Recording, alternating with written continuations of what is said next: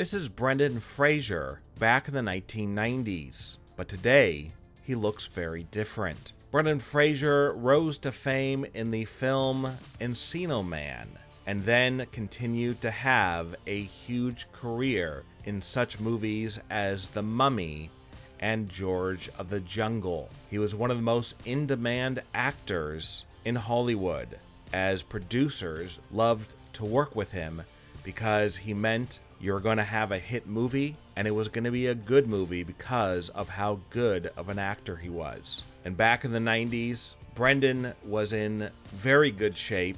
He was thin, he was muscular, he had a full head of thick hair, and he always had a very youthful appearance. But then Hollywood producers stopped casting him, and he had to then do low-budget movies that most fans didn't get to see. And a lot of fans wondered what happened to Brendan Fraser. Why did he pretty much just disappear? Well, Brendan Fraser recently surfaced, and today he looks very different. In a still from the film The Whale, Brendan Fraser looks completely unrecognizable compared to the way that he looked back in the 1990s. In this picture from the movie, which is directed by the Academy Award-nominated director Darren Aronofsky, Brendan is obviously much heavier compared to the 1990s. He also is losing his hair. And when many fans saw this, they were stunned at this transformation of Brendan Fraser. But then it turned out that in this film, The Whale, Brendan Fraser is actually wearing prosthetics to make him look heavier. And this is actually how Brendan Fraser looks in real life. Yes, it is true that in real life, Brendan Fraser is heavier compared to the way he looked in the 1990s.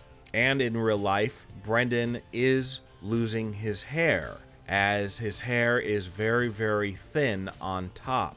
But even though Brendan Fraser no longer looks the way he did back in the 1990s, he is now getting more work today than he's gotten in a long time. And directors and producers are lining up to work with him.